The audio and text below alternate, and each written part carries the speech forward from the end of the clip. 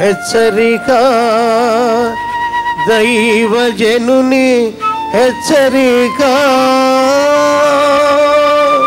ఊరకొచ్చింది కాదు, నీ కష్టము నష్టం కలగని దాన్ని నీవు ఇవ్వటం వల్ల ప్రయోజనం లేదని.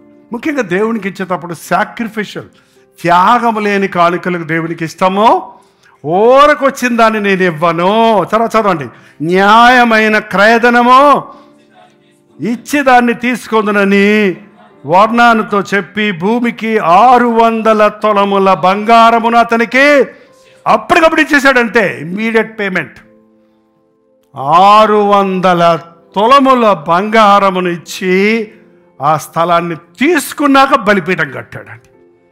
బలిపీఠం కట్టి అక్కడ సమాధాన బలులు అర్పించి యెహోవాకు మొరపెట్టగానే యెహోవా దూత, యెహోవా చదవండి అంతే. ఆ బలి అర్పించగానే అంతవరకు నిలబడే ఉన్నాడు. దూత ఆగు చాలు అన్నప్పుడు అది పాస్ అంటే స్టాప్ అయ్యాడు, అంతేగాని వెళ్ళిపోవాల దూత. ఇంకా కోపం, దేవుని కోపం తీరలా. కత్తి పట్టుకొని నిలబడే ఉన్నాడు ఆకాశానికి భూమికి మధ్య దూత. ప్రభా హడావుడిగా కంగారుగా వెంటనే దావీదు కొనేశాడు, బలిపీఠం కట్టేశాడు, సమాధాన బలి అర్పించేశాడు. దేవునికి మొరపెట్టుకొని ప్రార్థన చేయగానే దేవుని కోపమో చల్లారింది. యెహోవా దూతకు 27వ వచనం అండి, కరెక్ట్గా చదువుకోండి.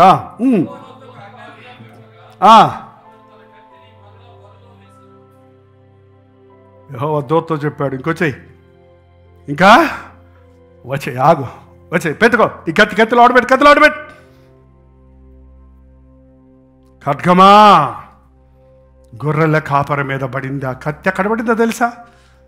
ఆ కత్తి సిలువలో యేసయ్య మీద పడింది. కాబట్టి వాడు ఆగు, ఈ పాపిని క్షమించు, ఈ తాగుబోతుని క్షమించు, ఏ విచారిని క్షమించు, ఈ గర్విష్ఠుని క్షమించు, ఈ అసూయపరుని క్షమించు, ఈ పాపిని క్షమించు అని ఇంపైన వాసనగా యేసుక్రీస్తు తండ్రి వీరేమి చేస్తున్నారో వీరు కనుక వీరినే క్షమించమని చేసిన ఆ ప్రార్థన, కలువరి కొండలో ఆయన కార్చిన రక్తం, ఆయన చేసిన బలియాగం ఈరోజు మానవ జాతి మీద దేవుని ఉగ్రత ఆగిపోయిందండి. పాపం పెచ్చిపోతున్నా సరే, లోకం పాడైపోతున్నా సరే, దేవుడు మౌనంగా ఊరుకుంటున్నాడు, దీర్ఘశాంతంగా ఊరుకుంటున్నాడు. యేసు వైపు చూస్తూ యేసు చేసిన బలి యాగాన్ని బట్టి మానవుల్ని క్షమిస్తూ ఉంటే మనుషుడికి అది అలక్ష్యమైపోయింది. ఇదిగో ప్రజలందరికీ కలుగుబో మహా సంతోషకరమైన శుభవర్తమానం నేను మీకు తెలియజేయుచున్నాను. నేడు రక్షకుడు మీ కొరకు పుట్టి ఉన్నాడు. ఈ సువార్తను మనం లోకమందరికీ చాటాలండి. దేవుని కోపం రగులుకుంటుంది. మనుషుడు చెడిపోతున్నాడు, మనుషుడు చెడగొడుతున్నాడు, ప్రపంచం చెడిపోయింది. దేవుని ఎత్తుకువారు లేరు, దేవుణ్ణి అపహసించేవారు ఉన్నారు, మనుషులు స్వార్థప్రియులుగా ఉన్నారు, ఏర్పరచబడిన వారు కూడా మోసగించబడే అంచెదినాల్లో మనం ఉన్నాం. నీ ఇల్లొక వర్ణాను కళ్ళెముగా ఉండాలని, నీ గుండె విరిగి నలిగిన హృదయంతో మొరపెడితే నిన్ను బట్టి, మనం శుక్రవారం చూసాము, ఆకాశంలో ధనస్సు పెట్టాడు. ఈ గుర్తు చూసినప్పుడు నా కోపాన్ని నేను మళ్లించుకుంటానన్నాడు. ఆ కలువరి సెలవులో యేసుక్రీస్తు చేసినటువంటి యాగాన్ని బట్టి ఈరోజు దేవుని ఉగ్రత మానవ జాతి మీదకి, నీ మీదకి, నా మీదకి రాకుండా కాపాడబడుతుందండి. ఇదే వర్ణాను కళ్యం, ఇదే మొరియా పర్వతం. ఈరోజు యెరూషలేములో మందిరం కట్టబడిన స్థలం, సొలొమోను మందిరం కట్టింది ఇదే స్థలం.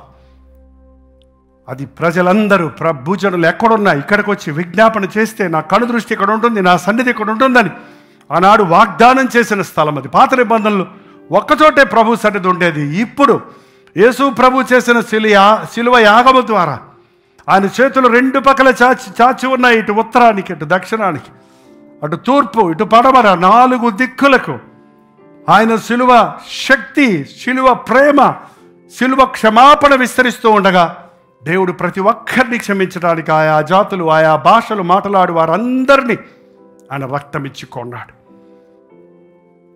నా కొరకు ఇంత చేసిన యేసయ్యా, నీకు నా సమస్తం అప్పగించుకుంటున్నామని యథార్థంగా ప్రభుతో చెబుదామా?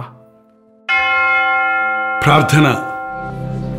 పరిశుద్ధుడా, ప్రేమగల తండ్రి, ఒక్కసారి మమ్మల్ని చూడు నాయన. ఈ రోజు మమ్మల్ని దాటిపోవద్దయ్యా. నీ కత్తి మేము తట్టుకోలేమయ్యా.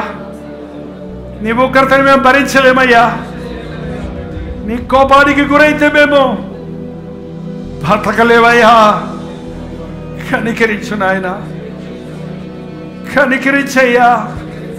యోగ్యత లేని వారిమే, అర్హత లేని వారిమే, నిన్ను దుఃఖపరిచిన వారిమే, నిన్ను విసిగించిన వారిమే. అయినా కలువరి శిలువలో వేలాడుతున్న క్రీస్తుని బట్టి, మాకిస్తున్న ఈ క్షమాపణను బట్టి వందనాలయ్యా. మా నీతి వస్త్రము నీవిచ్చింది, మా శుద్ధ హృదయము నీవిచ్చిన వరమే. మాకిచ్చిన ఈ గొప్ప రక్షణ నీ రక్తము ద్వారా నీవు చిందించి సంపాదించింది. ఈ రక్షణ మేము నిర్లక్ష్యం చేయకుండా సహాయం చేయి.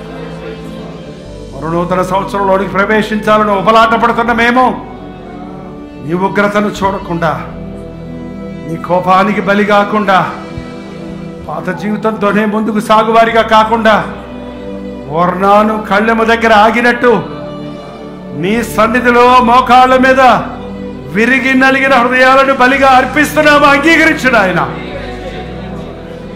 ఇంకా ఎందరో నీ ప్రేమ నెరగని వారు ఉన్నారయ్యా. అనవసరంగా శ్రమల పాలవుతున్నవారు, శాపాలకు గురవుతున్న వారు ఉన్నారు. అట్టి వారి కొరకు బలిపీఠము కట్టి మీ సన్నిధిలో మొరపెట్టగలిగిన విజ్ఞాపన ప్రార్థన మాకు దయచేయను ఆయన. ఈ సమయంలో నీ ఆత్మను మా మీద కుమ్మరించు. క్రీస్తునామమున అడుగుచున్నాము తండ్రి, ఆమేన్. కల్వరి ప్రతిధ్వని